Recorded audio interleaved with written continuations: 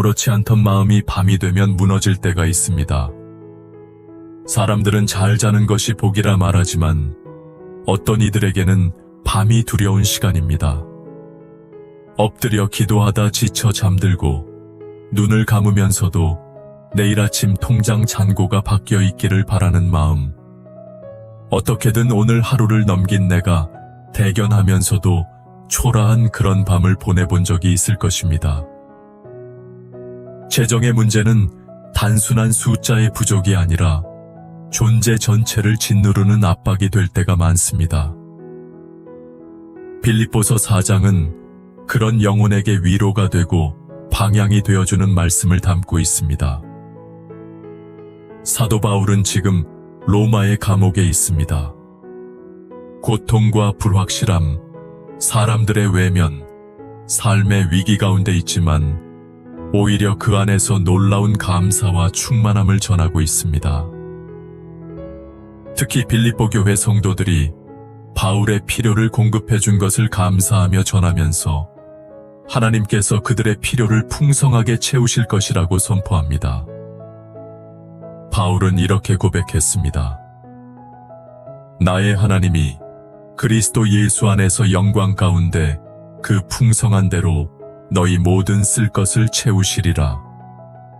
빌립보서 4장 19절에서 말씀하신 이 한 구절이야말로 재정의 회복을 원하는 이들에게 밤마다 붙들고 묵상할 수 있는 생명의 말씀입니다. 여기서 그리스도 예수 안에서라는 표현은 단순한 종교적 선언이 아닙니다. 그분 안에 있다는 것은 그분의 성품과 뜻, 그분의 나라의 방식 안에 머물러 있는 것을 의미합니다. 사람들은 종종 돈이 필요하다고 말하지만 사실 돈보다 더 깊은 차원의 공급, 곧 하나님의 뜻 안에서 이루어지는 채움이 필요한 것입니다. 바울은 지금 감옥 안에 있지만 그 어떤 부족함도 느끼지 않습니다. 그 이유는 하나님께서 자기 삶의 필요를 채우실 뿐 아니라 오히려 넘치게 하시는 분임을 믿고 있기 때문입니다. 이 말씀은 단순한 기복신앙을 이야기하는 것이 아닙니다. 오히려 깊은 내적 변화, 사고의 전환을 요구합니다. 바울은 같은 장에서 이렇게 말합니다. 내가 궁핍함으로 말하는 것이 아니니라. 어떠한 형편이든지 나는 자족하기를 배웠노니. 빌립보서 4장 11절에서 그는 자족의 능력을 강조합니다.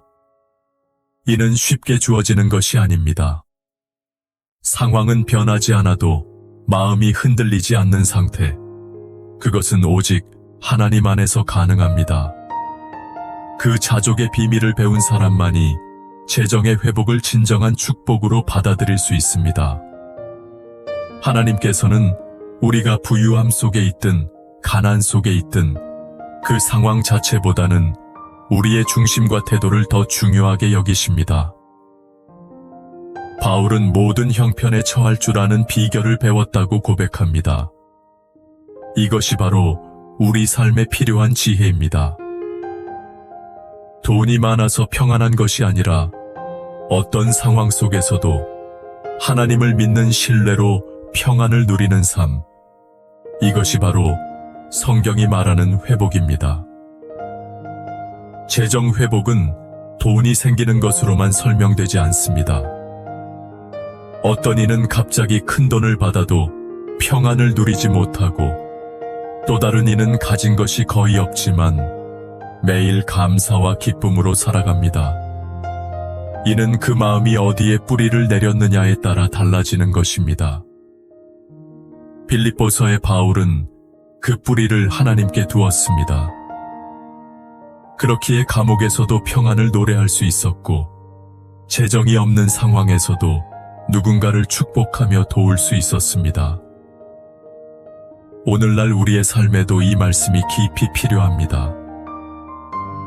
경제적으로 어려운 이 시기, 모든 이들이 돈을 더 벌고 싶어 하지만 성경은 더 깊은 대답을 줍니다. 단순히 돈을 얻는 법이 아니라 돈에 얽매이지 않고 살아가는 법을 가르쳐 줍니다. 돈이 하나님보다 앞서지 않도록, 돈이 우리의 삶을 지배하지 않도록 하나님은 우리를 훈련시키십니다. 어떤 이에게는 부족함을 통해, 어떤 이에게는 풍족함을 통해 결국 하나님의 풍성하심을 깨닫게 하십니다.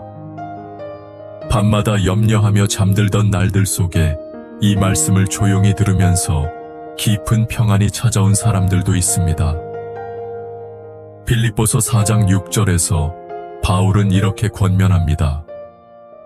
아무것도 염려하지 말고 다만 모든 일에 기도와 간구로 너희 구할 것을 감사함으로 하나님께 아뢰라. 이 말씀은 단순한 도덕적 조언이 아닙니다. 그것은 실제로 우리의 삶을 움직이는 하나님의 방식입니다. 염려 대신 기도, 두려움 대신 감사, 요구 대신 아뢰는 태도. 이 변화는 외적인 공급보다 더 강력한 회복을 만들어냅니다. 자면서 이 말씀을 듣는다는 것은 단순한 의식이 아니라 신뢰의 표현입니다. 가장 무방비한 시간에 하나님의 말씀을 내 영혼 가까이에 두는 것, 그것은 믿음의 결정이며 동시에 순종의 시작입니다. 말씀은 들을 때 믿음을 낳고 그 믿음은 삶을 바꾸는 능력이 됩니다. 눈에 보이는 것이 변하지 않아도 마음이 달라지고 감정의 방향이 달라지고 결국 우리의 선택과 행동이 바뀌게 됩니다. 그것이 재정 회복의 시작입니다. 바울은 자신을 도운 빌립보 교회 성도들에게 단지 감사합니다라는 인사로 끝내지 않습니다. 오히려 그들의 헌신을 보시고 하나님께서 그들의 쓸 것을 영광 가운데 채우실 것이라는 확신을 전합니다.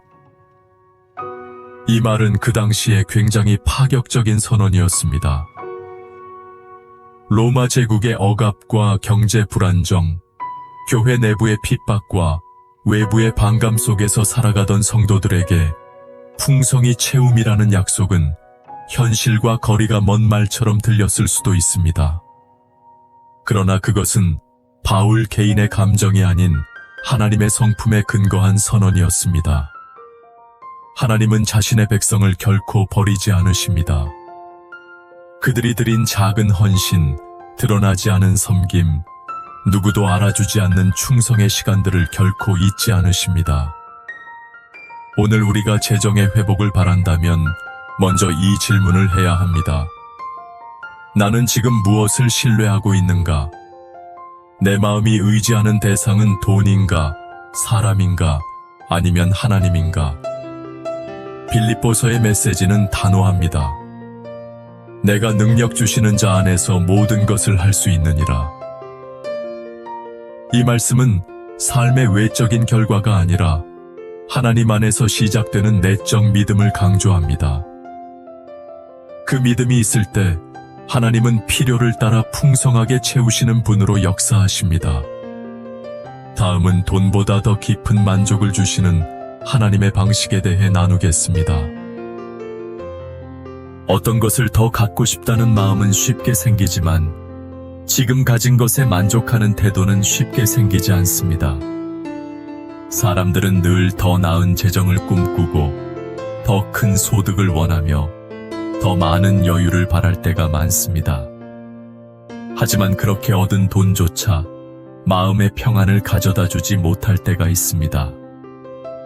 오히려 재정이 늘수록 불안이 커지고 소유가 많아질수록 잃을까 두려운 감정이 깊어질 수 있습니다.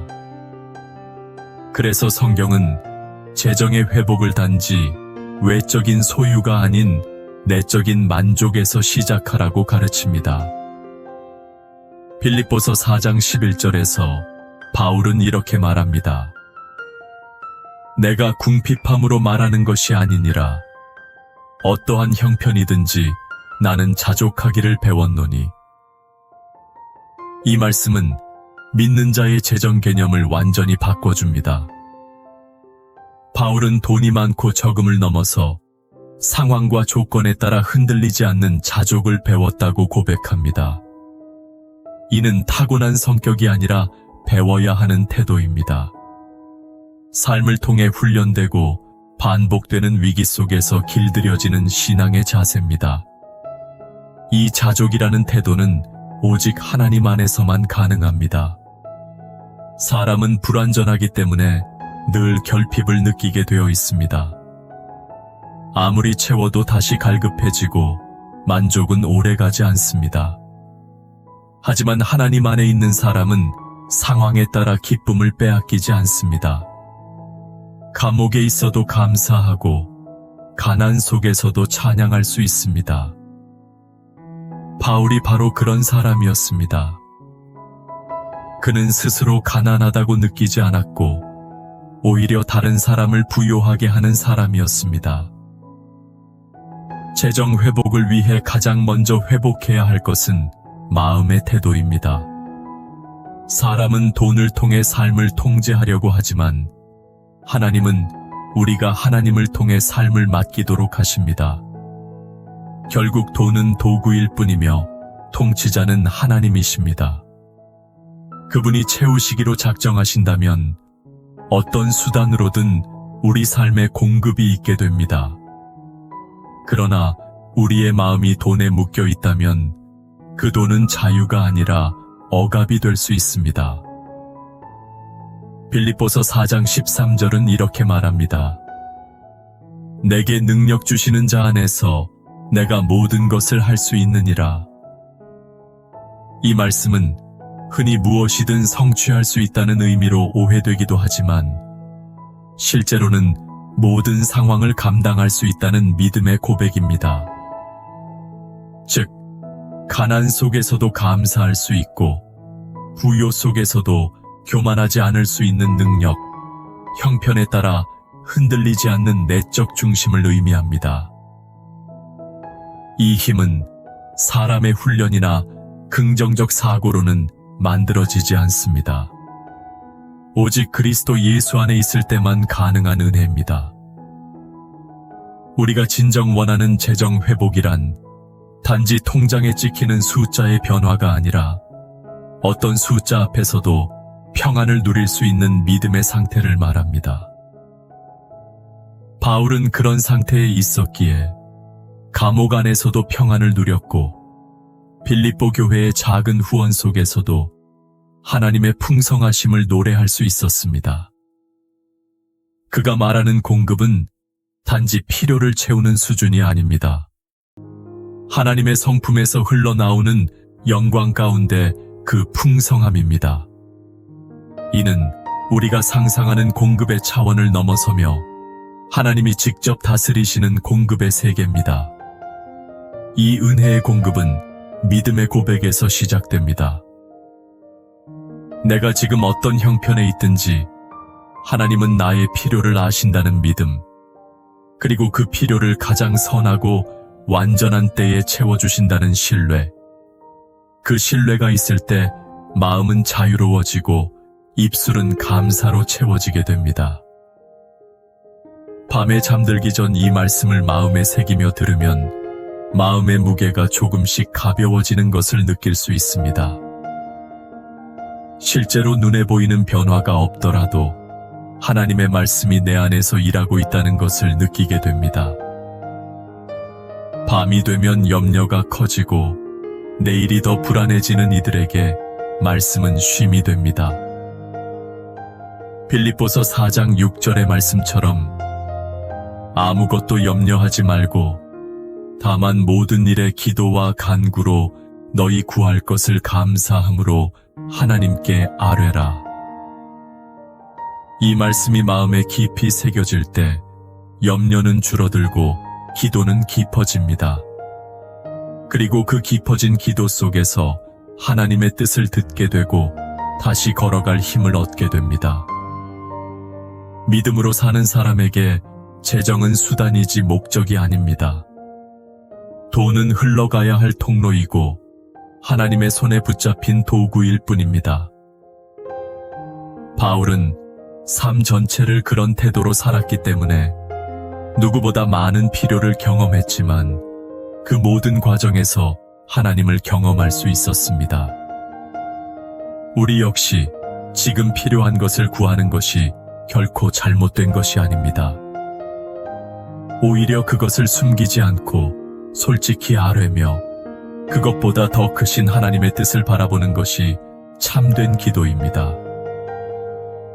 어떤 사람은 자면서도 불안해서 뒤척이고 어떤 사람은 말씀을 들으며 잠들면서 다시 일어날 힘을 얻습니다. 말씀은 단지 정보가 아니라 살아있는 능력이기 때문입니다. 자면서 들려오는 이 한마디, 나에게 능력 주시는 자 안에서 내가 모든 것을 할 수 있느니라. 이 말씀 하나가 오늘 밤 우리 마음에 파도처럼 들어와 흔들리고 깨어졌던 내면을 다시 붙들어 세우게 됩니다. 우리는 지금 어떤 상황에 있든지 하나님께서 공급하실 수 있다는 사실을 믿어야 합니다.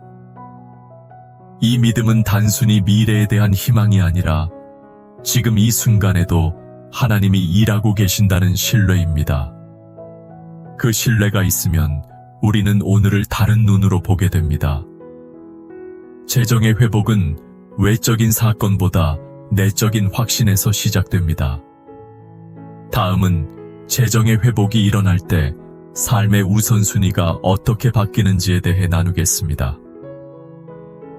삶에서 가장 먼저 바뀌어야 할 것은 상황이 아니라 중심입니다. 돈이 많아지면 기뻐하고 줄어들면 낙심하는 이들에게 진정한 회복은 결코 찾아오지 않습니다.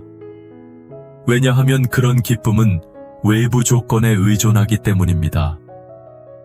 하지만 성경은 언제나 중심을 먼저 보십니다. 그 중심이 바로 서 있지 않으면 아무리 재정이 회복되어도 그것은 또 다른 불안을 낳을 뿐입니다. 빌립보서 4장은 이 중심의 전환을 보여줍니다. 특히 하나님께서 우리에게 공급하실 때 무엇이 먼저 회복되는지를 분명히 알려줍니다. 사도 바울은 이렇게 말합니다. 그러므로 나의 사랑하고 사모하는 형제들, 나의 기쁨이요. 면류관인 사랑하는 자들아, 이와 같이 주 안에 서라. 빌립보서 4장 1절에서 그는 단순히 형편이나 필요를 이야기하지 않습니다. 중심을 바로잡는 명령부터 시작합니다. 주 안에 서라는 이 말씀은 우리가 어떤 태도로 어떤 우선순위를 가지고 살아야 하는지를 분명하게 보여줍니다. 주 안에 서 있는 사람은 외부의 흔들림에도 뿌리를 내린 자입니다. 그리고 그런 사람에게 하나님은 필요한 것을 공급하십니다. 먼저 하나님께 바로 서는 것, 그것이 회복의 첫걸음입니다. 재정의 회복은 삶의 질서가 회복되는 것이기도 합니다. 많은 사람이 돈이 부족해서 힘든 것이 아니라 돈의 우선순위가 잘못되어서 힘들어합니다. 가족보다, 신앙보다, 건강보다, 하나님보다 돈을 우선순위에 두게 되면 모든 것이 불균형에 빠지게 됩니다. 그래서 하나님은 회복을 시작하실 때 돈을 먼저 바꾸는 것이 아니라 우리의 시선을 바꾸십니다. 바울은 어떤 상황에서도 흔들리지 않았던 이유가 바로 여기에 있습니다. 그는 중심이 하나님을 향해 있었고 삶의 우선순위가 분명했습니다. 빌립보서 4장 8절에서 바울은 마음에 품어야 할 것들을 이렇게 정리합니다. 무엇이든지 참되며 무엇이든지 경건하며 무엇이든지 옳으며 무엇이든지 정결하며 무엇이든지 사랑받을 만하며 무엇이든지 칭찬받을 만하며 무슨 덕이 있든지 무슨 기림이 있든지 이것들을 생각하라. 이것은 단순한 윤리적 조언이 아니라 하나님의 공급을 받을 준비된 태도를 보여줍니다. 즉, 마음의 방향이 바르지 않으면 아무리 공급이 와도 흘러가 버립니다. 반대로 마음이 준비되어 있으면 아주 작은 공급도 풍성한 열매를 맺습니다. 하나님은 우리가 먼저 삶의 우선순위를 점검하길 원하십니다. 그 안에서 하나님께서 첫 자리를 차지하고 계신지, 우리의 시간, 에너지, 관심이 어디에 집중되어 있는지를 돌아보게 하십니다. 사람은 위기의 순간에 본심이 드러납니다. 재정이 어려울 때일수록 드러나는 그 본심이야말로 하나님께서 다루시는 자리입니다. 기도가 줄고 염려가 늘어났다면, 말씀이 멀어지고 계산이 앞선다면 그것은 분명 하나님께서 말씀하시는 신호일 수 있습니다. 말씀을 들으며 잠드는 습관은 단지 믿음의 표현이 아닙니다. 그것은 삶의 우선순위를 다시 하나님께로 돌려놓는 영적 재정비의 시간입니다. 사람은 하루 중 가장 무방비하고 솔직한 시간에 가장 진실한 상태가 드러나기 마련입니다. 그때 하나님의 말씀이 마음을 적시면 생각이 정돈되고 시선이 달라지며 결국 결정과 행동이 변화하게 됩니다. 바로 그 순간부터 재정의 회복은 시작됩니다. 재정이라는 것은 단지 돈의 양만을 의미하는 것이 아닙니다. 시간, 에너지, 관계, 모든 자원이 함께 엮여 있는 삶 전체의 관리입니다. 빌립보서의 중심 메시지는 하나님의 공급이 단지 물질적인 보상이 아니라 삶의 모든 영역에서 질서를 회복시키는 전인적 은혜임을 보여줍니다. 바울은 물질을 받았지만 감사의 표현은 전인적인 만족이었습니다. 그의 만족은 물질보다 더 깊은 것이었고, 그것이 바로 참된 회복입니다.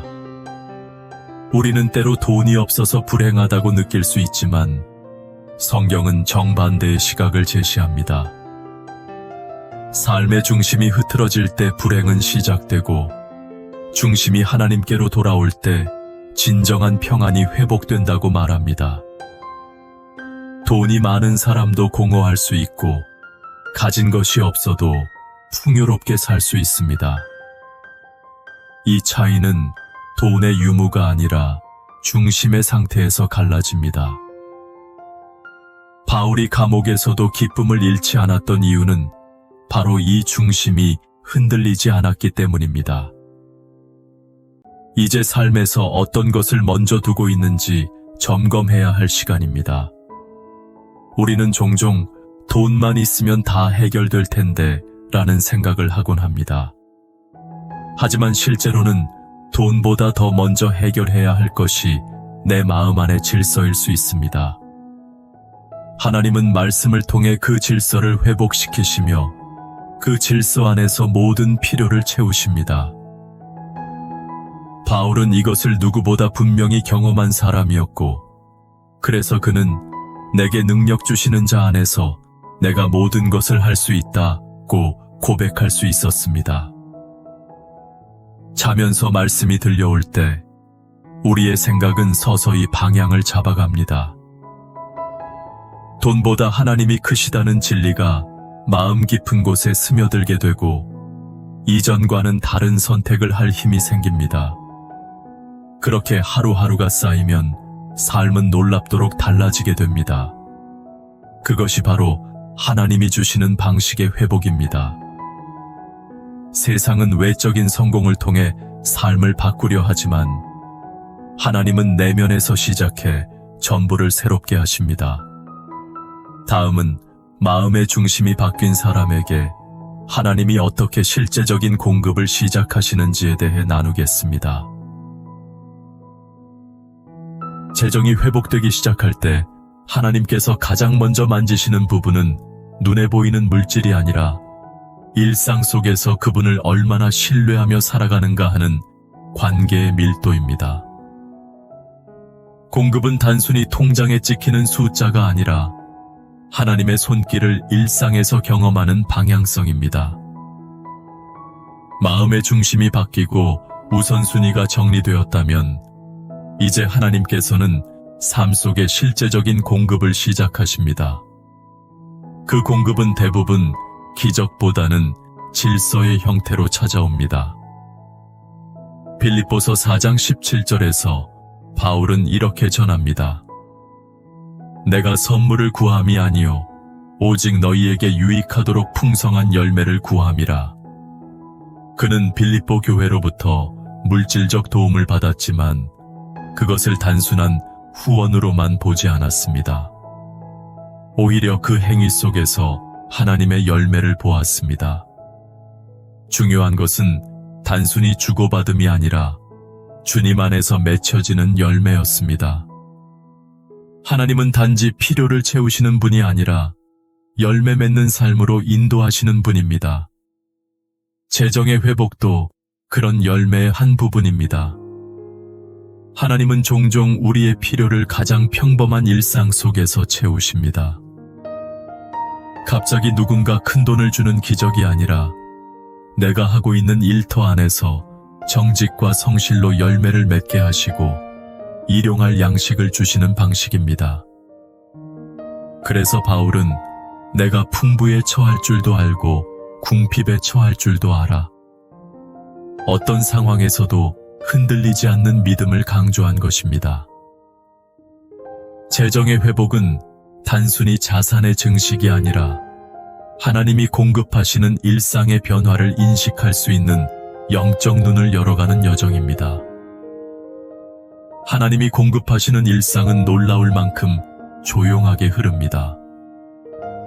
어느 날 아침 특별한 감동이 아니라 평범한 감사의 마음이 들고 예전에는 당연하게 여겼던 식탁의 음식 앞에서 마음이 울컥하는 날이 옵니다.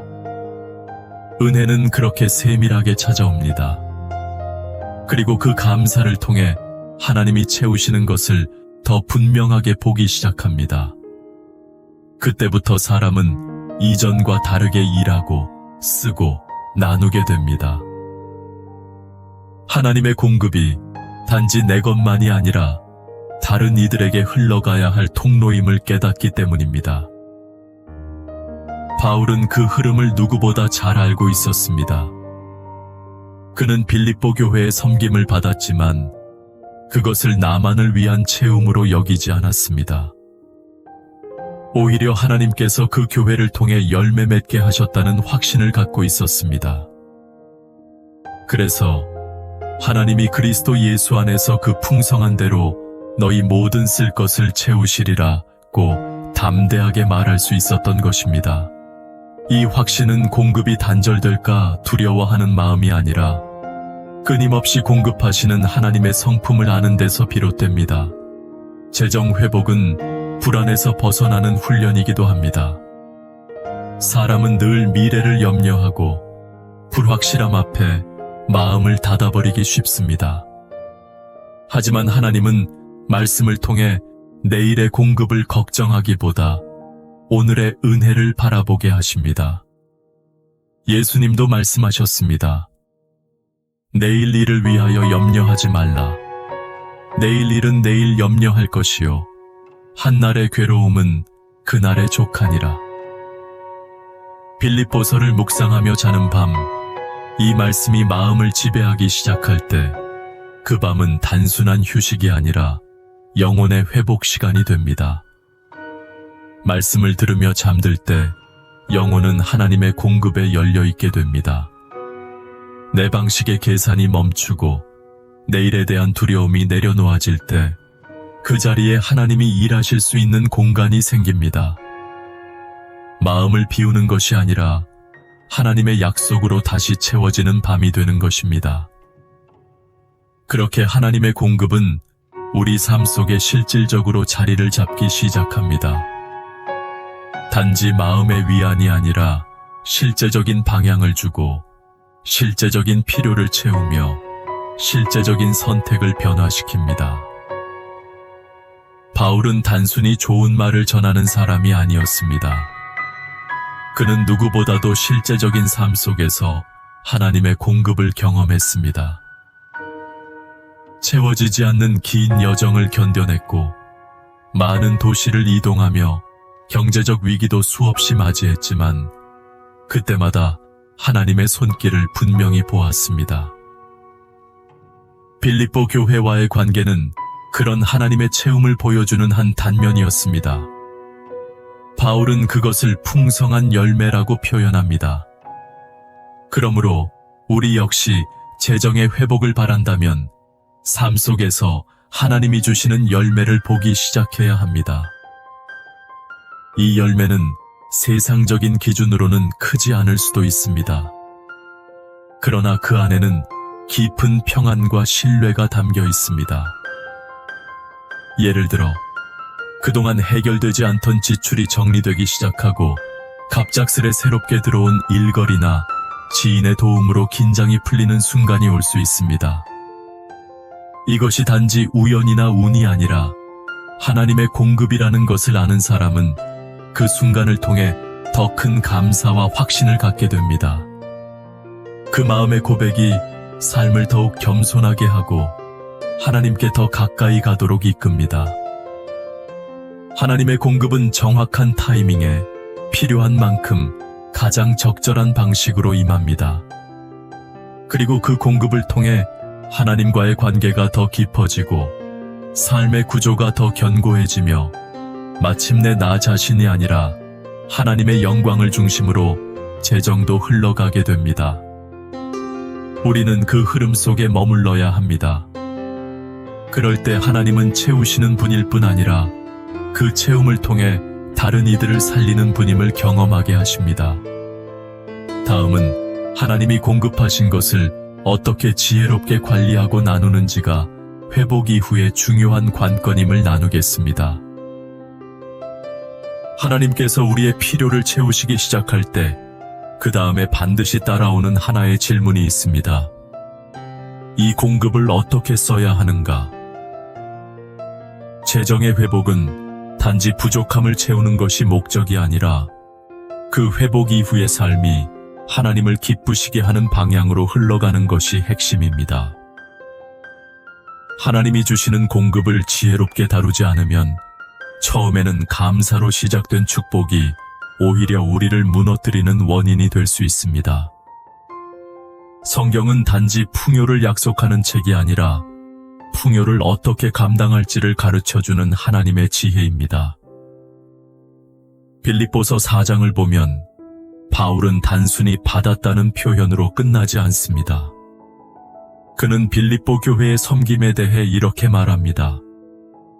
나에게는 모든 것이 있고 또 풍부한지라. 에바브로디도 편에 너희가 준 것을 받음에 이는 받으실 만한 향기로운 제물이요 하나님을 기쁘시게 한 것이라. 빌립보서 4장 18절입니다. 여기서 주목할 점은 향기로운 제물이라는 표현입니다. 이는 단순한 헌금이 아니라 하나님 앞에 드려진 예배의 행위이며 동시에 관리와 분별이 필요하다는 뜻이기도 합니다. 하나님의 공급은 목적 없이 흘러들어오지 않습니다. 하나님은 늘 방향을 가지고 채우십니다. 그렇기에 회복된 재정을 어떻게 사용할 것인가가 그 사람의 믿음을 결정짓는 중요한 분기점이 됩니다. 돈을 받은 후에 다시 옛 삶의 방식으로 돌아간다면 그것은 다시 무너짐을 초래합니다. 반대로 그 재정을 하나님의 뜻 안에서 분별하고 관리하고 나누는 데 사용한다면 그것은 더 큰 공급의 문을 여는 열쇠가 됩니다. 지혜로운 청지기 정신이란 단지 아끼고 저축하는 태도를 의미하지 않습니다. 오히려 성경이 말하는 재정 관리의 첫 걸음은 하나님께 먼저 드리는 삶입니다. 이 원칙은 율법이나 강제에서 비롯된 것이 아니라 하나님과의 관계에서 우러나는 순종입니다. 처음 익은 열매를 하나님께 드리는 마음, 받은 것의 근원을 하나님께로 인정하는 고백, 그것이 진정한 관리의 시작입니다.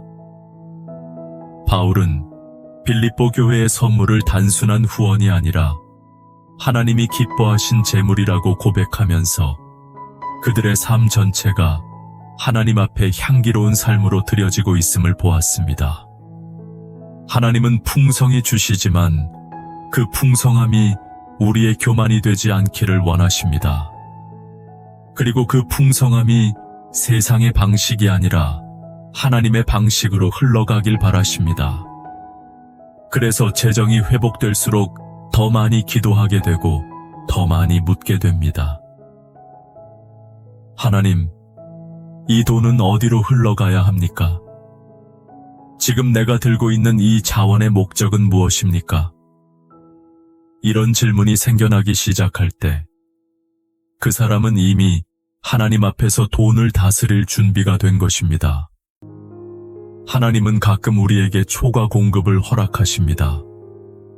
그것은 단순한 축복이 아니라 이웃을 위한 선교와 나눔의 기회로 주어진 자원입니다. 그럴 때 우리는 두 가지 유혹 앞에 놓입니다.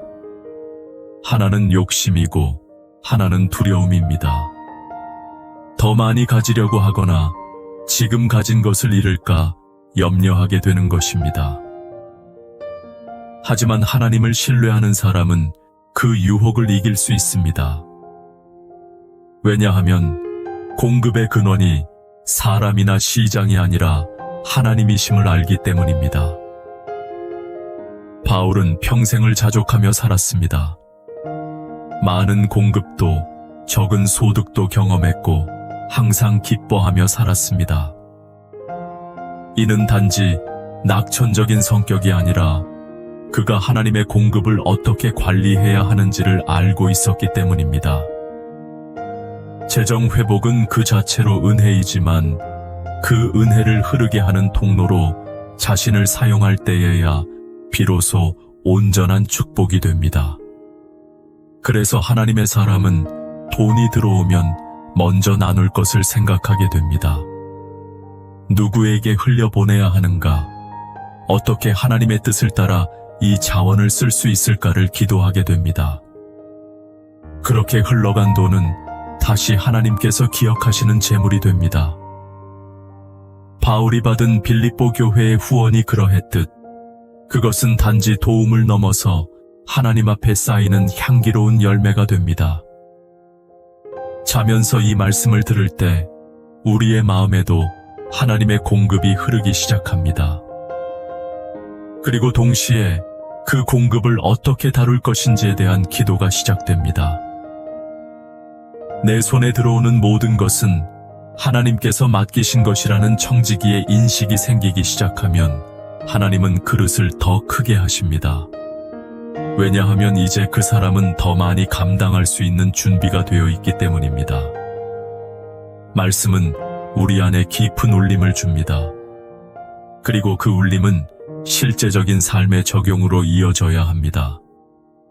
바울이 그렇게 했고 빌립보 교회도 그렇게 했습니다. 그 결과로 그들 모두는 풍성한 하나님의 체험을 경험하게 되었습니다. 공급받는 자도 공급하는 자도 모두 하나님 안에서 만족하게 된 것입니다. 다음은 하나님이 주신 재정을 통해 열매 맺는 삶이 어떻게 확장되는지에 대해 나누겠습니다. 재정이 회복되면 끝날 것 같았던 문제들이 오히려 새로운 출발점이 되는 경우가 많습니다. 다시 말해, 회복은 종착지가 아니라 확장의 시작입니다. 하나님은 회복된 자에게 더 넓은 지경을 맡기시고 더 큰 사명을 위탁하십니다. 그러므로 재정의 회복은 단순히 안정을 위한 목적이 아니라 하나님 나라를 이루는 도구로 전환되어야 합니다. 바울이 빌립보서를 통해 말하고자 했던 것도 바로 이 지점입니다. 하나님의 공급은 멈추지 않고 흘러가야 한다는 것입니다. 빌립보서 4장 15절에서 바울은 이렇게 말합니다. 빌립보 사람들아, 너희도 알거니와 복음의 시초에 내가 마게도냐를 떠날 때 주고받는 내 일에 참여한 교회가 너희 외에 아무도 없었느니라. 이 말씀에서 우리는 하나님께 쓰임받는 사람과 그렇지 않은 사람의 차이를 볼 수 있습니다. 빌립보 교회는 단순한 기부자가 아니었습니다. 그들은 복음의 일에 참여한 자들이었습니다. 하나님이 주신 재정을 개인의 평안을 위해 사용한 것이 아니라 복음을 위한 열매로 확장시켰던 사람들입니다. 이 참여라는 단어는 매우 중요합니다.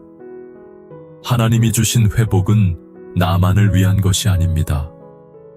나를 통해 누군가가 살아나고 회복되고 다시 주님께 나아가는 은혜의 통로가 되는 것, 이것이 바로 진정한 확장입니다. 그리고 이 확장은 재정적 나눔만을 의미하지 않습니다. 믿음의 고백, 섬김, 기도, 시간, 재능까지 모두 하나님께 드려지는 것입니다. 빌립보 교회는 바로 그런 사람들이었습니다. 그래서 바울은 그들을 단순한 후원자가 아니라 복음의 동역자라 불렀습니다. 하나님은 축복을 흘려보낼 줄 아는 사람을 통해 역사하십니다. 그리고 그들을 더욱 풍성하게 하십니다. 이유는 간단합니다. 그릇이 넓기 때문입니다. 자신만을 위해 물을 담는 그릇은 곧 넘쳐 고이지만 계속 흘러가는 통로는 마르지 않습니다. 마치 산 속의 샘물이 흘러내려 강을 이루고 바다로 흐르듯 하나님의 축복도 흘러갈 때 더욱 커지고 깊어지는 것입니다. 이것이 하나님의 공급 방식입니다. 하지만 이 흐름은 철저한 순종과 분별 속에서 유지됩니다. 하나님이 주신 자원을 자기 뜻대로 쓰기 시작하면 그 흐름은 금방 막혀버립니다. 그래서 하나님은 때로 우리의 중심을 점검하십니다. 내가 지금 이것을 왜 쓰고 있는가? 이 돈이 하나님을 위한 도구인가? 나의 욕망을 채우기 위한 수단인가? 지금 이 지출이 하나님 나라와 어떤 관련이 있는가? 이 질문을 스스로에게 던질 수 있다면 그 사람은 더 많은 공급을 맡을 수 있는 준비가 되어 있는 것입니다. 바울은 재정이 생겼다고 해서 그 삶의 방향이 바뀌지 않았습니다. 그는 여전히 복음을 위해 살았고 공급이 오면 감사했으며 공급이 없을 때도 염려하지 않았습니다. 왜냐하면 그는 삶의 초점이 자기 자신이 아니라 하나님 나라에 맞춰져 있었기 때문입니다. 그래서 그는 풍요에도 흔들리지 않았고 궁핍에도 절망하지 않았습니다. 그의 삶이 늘 확장되는 사명의 통로였기 때문에 하나님은 그에게 계속 채우시고 보내시고 사용하셨습니다. 말씀을 들으며 자는 시간은 이 흐름을 점검하는 아주 귀한 기회가 됩니다. 하루를 마무리하며 마음을 가만히 하나님께로 돌릴 때 하나님은 우리의 손안에 있는 것들을 점검하십니다. 무엇을 들고 있든 얼마나 가졌든 그게 중요한 것이 아니라 지금 그것이 어디로 흘러가고 있는가가 중요합니다. 말씀은 그 방향을 재정비하게 합니다. 재정이 회복된 이후에 더 큰 유혹과 시험이 따라온다는 것을 아는 사람은 더욱 말씀 안에 자신의 길을 묶어둡니다. 하나님은 우리가 작은 것에 충성할 때 더 큰 것을 맡기십니다. 그리고 그 큰 것은 단지 더 많은 돈을 말하는 것이 아니라 더 많은 생명을 맡기는 사역입니다. 바울은 평생 수많은 도시를 다니며 복음을 전했습니다. 때로는 먹을 것이 없을 정도로 가난했지만 그 어느 순간에도 하나님은 그를 굶기지 않으셨습니다. 그리고 그의 사역을 통해 많은 교회들이 세워졌고 오늘 우리가 그 열매를 보고 있는 것입니다. 그 시작은 언제나 단순한 순종과 확장에서 비롯되었습니다. 하나님은 오늘도 우리에게 묻고 계십니다. 지금 너에게 맡긴 것들로 나의 뜻을 이루고 있느냐? 이 질문 앞에 정직하게 대답할 수 있는 사람, 하나님이 주신 회복을 통해 삶을 다시 하나님께 드릴 수 있는 사람, 그 사람이 바로 축복의 확장을 경험하게 됩니다. 말씀은 단지 듣고 위로받는 데서 멈추는 것이 아니라 실제적인 삶의 방향을 돌이키는 능력이 되어야 합니다. 그리고 그 방향이 하나님을 향해 있을 때 공급은 끊기지 않습니다. 공급은 흘러가야 계속 들어옵니다. 머물러 있는 물은 썩지만 흐르는 물은 생명을 살립니다. 다음은 하나님의 공급이 삶 전체의 회복으로 이어질 때 그 결과가 어떻게 하나님의 영광으로 연결되는지에 대해 나누겠습니다. 하나님의 공급은 단순히 내 필요만 채우는 데서 끝나지 않습니다. 결국 그 공급은 삶 전체의 회복으로 이어지며 그 회복은 반드시 하나님의 영광을 드러내는 방향으로 흘러가게 되어 있습니다. 우리가 빌립보서를 통해 알 수 있는 것은 재정 회복은 시작일 뿐이며 그 결과는 우리의 삶이 하나님의 이름을 높이고 그분의 성품을 세상에 드러내는 데 있다는 사실입니다. 바울은 빌립보 교회의 헌신을 단지 사람 간의 거래로 보지 않았습니다. 그는 하나님이 그 헌신을 받으시고 그것을 통해 하나님이 영광을 받으신다고 분명히 말합니다. 우리 하나님 아버지께 세세 무궁하도록 영광을 돌릴지어다. 아멘 이라고 빌립보서 4장 20절에서 선포합니다. 이 짧은 한 구절이야말로 재정의 회복이 단지 소유의 증가가 아닌 하나님께 영광을 돌리는 삶으로 이어져야 함을 명확히 보여줍니다. 하나님이 주신 것에 감사하고 그것을 지혜롭게 관리하며 필요한 이들에게 나누며 살 때 세상은 그 삶을 통해 하나님을 보게 됩니다. 왜냐하면 그것은 세상이 이해하지 못하는 방식이기 때문입니다.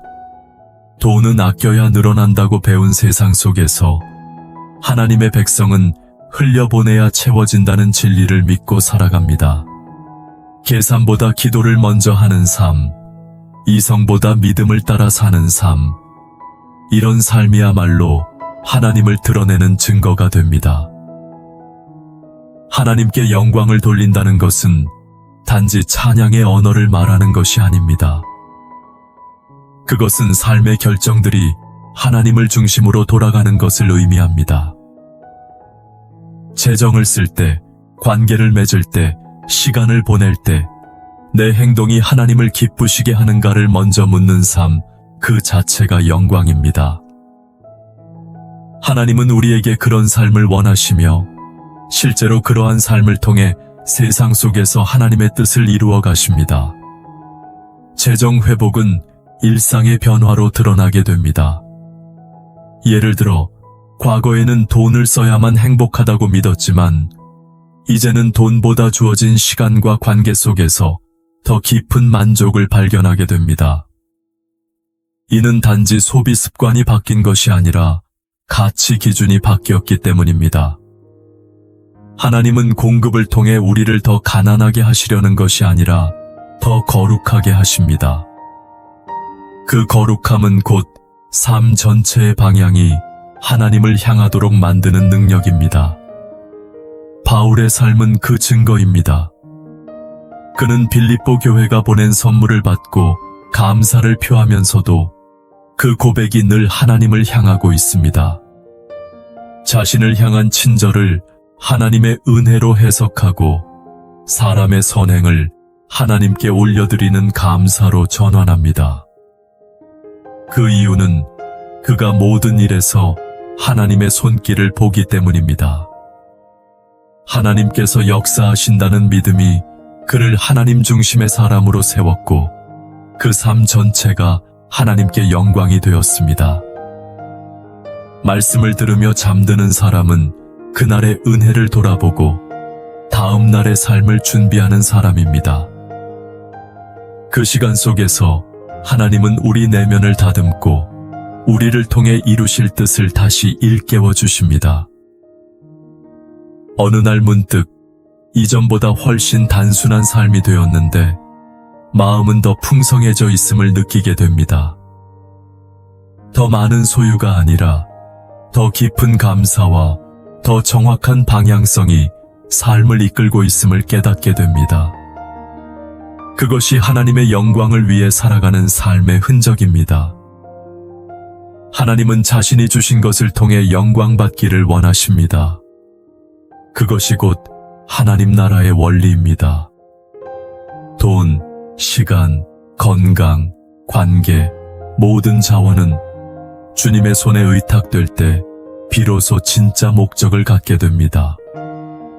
내가 그것들을 주인의 눈으로 보면 욕심이 되고 종의 눈으로 보면 사명이 됩니다. 내가 가진 모든 것을 하나님께 드릴 수 있다는 믿음이 있을 때 하나님은 그 사람을 통해 더욱 큰 영광을 받으십니다. 바울은 단지 받은 것을 돌려주는 삶이 아니라 받은 은혜를 확장시키는 삶을 살았습니다. 그는 단순히 공급받은 삶을 살지 않았고 언제나 하나님께서 채우신 것을 나누고 흘려보내는 존재였습니다. 그래서 그의 삶은 시간마다, 공간마다 하나님의 영광이 머무는 통로가 되었습니다. 우리가 그 뒤를 따르는 제자라면 우리의 재정 회복도 그런 열매를 맺어야 마땅합니다. 사람들은 종종 기적을 기대하며 재정 회복을 원합니다. 그러나 성경이 말하는 기적은 단지 숫자의 변화가 아니라 그 숫자 안에 담긴 하나님의 목적과 사랑이 드러나는 사건입니다. 바울이 복음을 위해 자신의 전 삶을 드렸을 때 그 삶 전체가 하나님의 이름을 드러내는 통로가 되었습니다. 하나님께서 그에게 공급하신 것은 그 사명을 위해서였고 그것이 곧 하나님께 드리는 영광이 되었습니다. 말씀을 들으며 잠드는 밤, 이 진리가 마음을 깊이 파고들기 시작하면 더 이상 재정 문제로 하나님께 왜? 라고 묻기보다 어떻게 사용해야 하겠습니까? 라는 기도가 나옵니다. 그 질문은 이미 회복이 시작되었다는 증거입니다. 하나님은 그 질문에 분명하게 응답하십니다.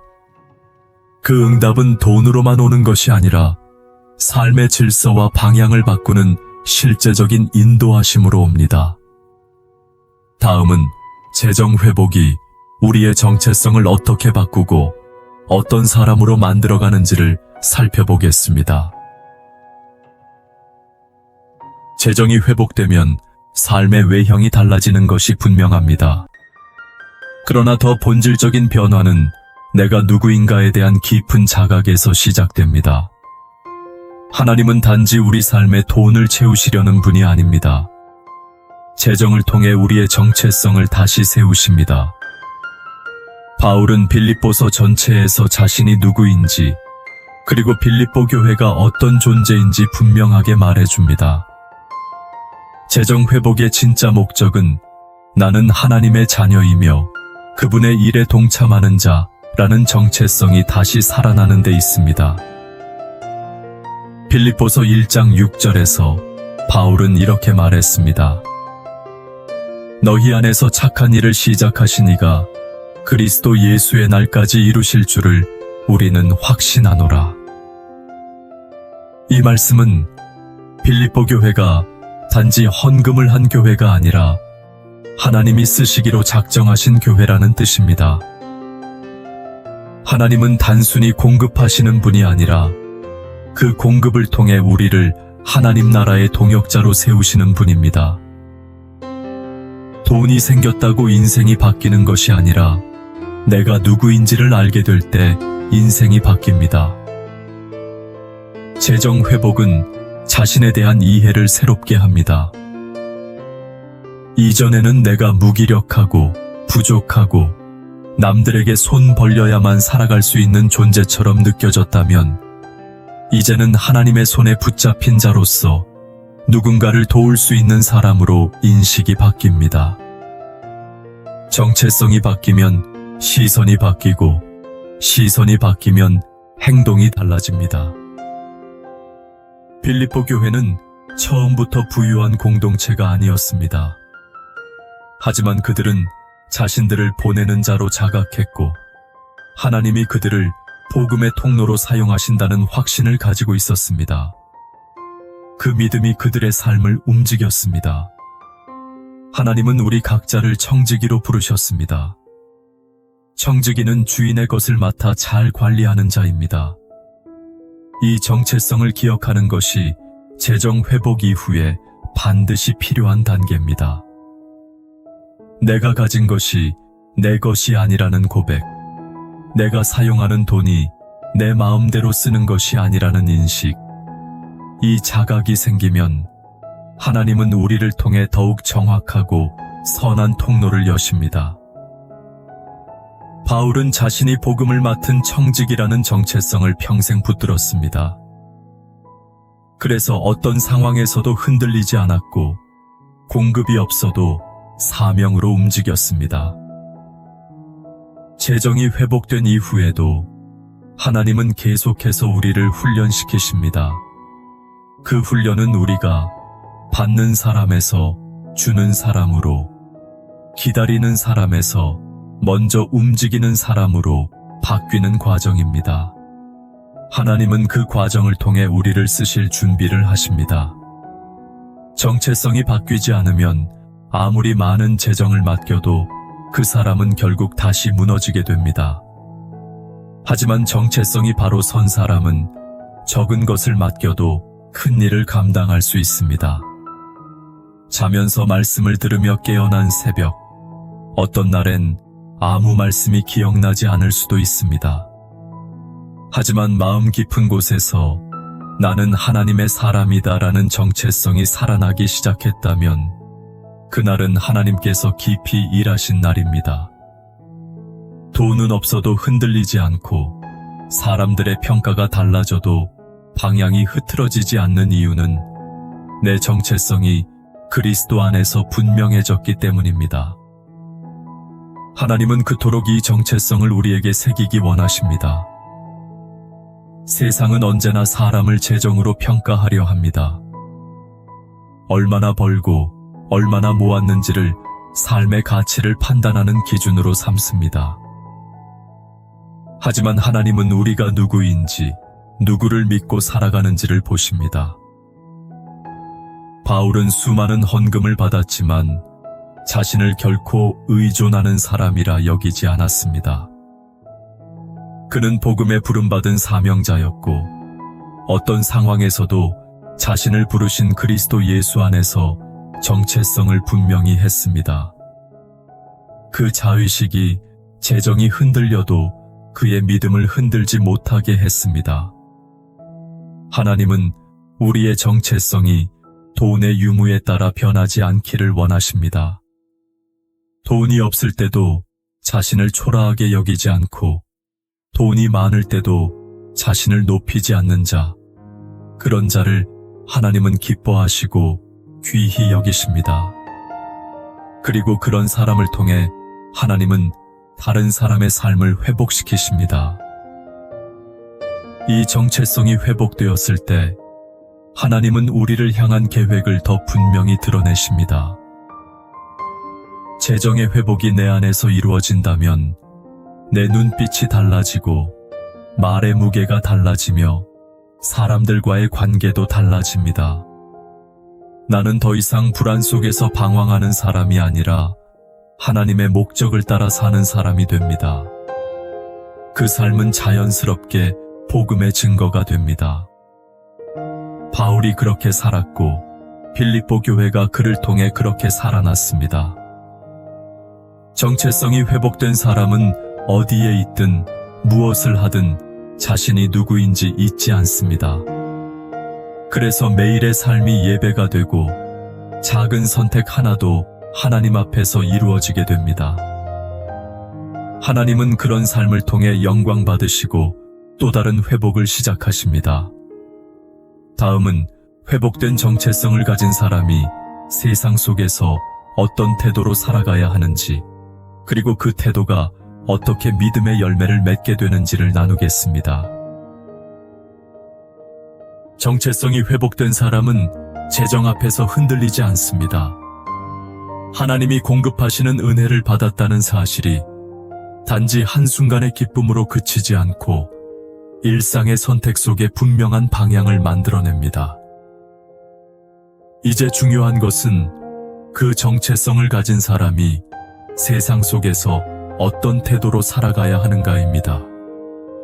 믿는 자는 결코 돈의 노예가 되어선 안 됩니다. 오히려 돈의 주인이신 하나님을 온전히 신뢰하는 믿음의 태도로 살아가야 합니다. 그것이 재정 회복 이후 삶의 진짜 열매입니다. 바울은 빌립보서를 통해 삶의 태도에서 드러나는 신앙의 깊이를 반복해서 강조합니다. 그는 단지 형편이 좋아졌다고 고백하지 않습니다. 오히려 이렇게 말합니다. 내가 궁핍에 처할 줄도 알고 풍부에 처할 줄도 알아. 모든 일 곧 배부름과 배고픔과 풍부와 궁핍에도 처할 줄 아는 일체의 비결을 배웠노라. 빌립보서 4장 12절입니다. 이는 단순한 적응력이 아니라 신앙 안에서 다져진 태도입니다. 어떤 환경이든 믿음을 잃지 않고 어떤 형편이든 평안을 유지하는 능력은 그 안에 자리한 태도에서 비롯됩니다. 믿음의 태도란 단지 조용히 견디는 인내가 아닙니다. 오히려 분명한 방향성과 결단을 포함합니다. 하나님이 주신 공급을 어떻게 사용할 것인지, 내가 지금 선택하는 이 소비가 하나님 나라에 어떤 의미를 갖는지 그것을 매 순간 돌아보는 태도입니다. 세상은 소비를 통해 자신을 증명하라고 말하지만 믿는 자는 겸손과 절제로 자신을 지킵니다. 이것이 믿는 자의 태도입니다. 이런 태도는 자면서 말씀을 들을 때 더욱 깊이 각인됩니다. 아무 말 없이 묵상하고 조용히 잠드는 그 시간 속에서 하나님의 말씀이 마음을 만지고 감정의 방향을 바꾸고 세상의 기준과 속도에서 벗어나 하나님의 시간 안으로 걸어가게 만듭니다. 그렇게 하루, 이틀, 일주일이 지나면 삶의 태도는 서서히 하나님께로 기울어집니다.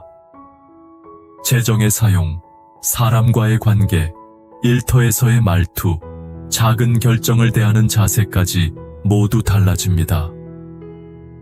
태도가 바뀌면 열매가 맺힙니다. 바울은 빌립보 교회의 태도를 높이 평가합니다. 그들이 단지 한 번만 도왔던 것이 아니라 반복적으로, 자발적으로 공급의 통로가 되었기 때문입니다. 이들의 태도에는 억지가 없었고 계산도 없었습니다. 그저 복음의 일에 동참하고자 하는 순수한 마음과 믿음이 있었습니다. 그래서 하나님은 그들을 통해 풍성한 열매를 맺으셨고 바울은 그 결과로 하나님께 영광을 돌렸습니다. 우리의 삶 속에서도 그러한 열매는 맺힐 수 있습니다. 작은 헌신이 누군가의 삶의 위로가 되고 내가 감당한 재정이 누군가의 믿음을 붙드는 도구가 된다면 그것이 바로 하나님 나라의 열매입니다. 그 열매는 숫자로 환산되지 않고 오직 하나님만이 아십니다. 그러나 그 열매는 반드시 자라납니다. 심은 대로 거두게 하시는 하나님은 우리의 삶에 태도의 씨앗을 통해 풍성한 수확을 준비하십니다. 믿는 자의 태도는 언제나 세상과 다릅니다. 세상은 먼저 자기 것을 챙기라고 말하지만 믿음은 먼저 하나님께 드리고 이웃에게 베풀라고 말합니다. 세상은 지금을 붙잡으라고 소리치지만 말씀은 내일을 하나님께 맡기라고 속삭입니다. 이 믿음의 태도 안에서 살아가는 사람은 외부의 상황에 눌리지 않습니다. 마음이 흔들려도 다시 중심을 잡고 길이 막혀도 여전히 주를 바라봅니다. 이런 태도는 자랑이 아닙니다. 훈련이며 결단이며 동시에 은혜입니다. 바울도 스스로 배웠다고 고백합니다. 우리가 매일 말씀 앞에 자신을 세우고 하나님께 받은 것에 대해 정직하게 응답하려고 할 때 이 믿음의 태도는 조금씩 몸에 배게 됩니다. 재정 회복은 그때부터 삶의 성품으로 이어집니다. 단지 더 넉넉해진 것이 아니라 더 신실해지고 더 단단해지고 더 하나님께 집중된 인생으로 바뀌어가는 것입니다. 말씀을 묵상하며 잠들고 그 말씀이 내 안에서 뿌리를 내려 자라나면 어느 날 놀랍게도 이전에는 힘들었던 결정들이 자연스러워집니다. 지출을 줄이는 것이 괴롭지 않고 누군가를 돕는 것이 부담이 되지 않으며 하나님께 드리는 것이 더 이상 아깝지 않게 됩니다. 태도가 바뀌었기 때문입니다. 그리고 이 태도는 결국 그 사람의 삶 전체를 새롭게 바꿉니다.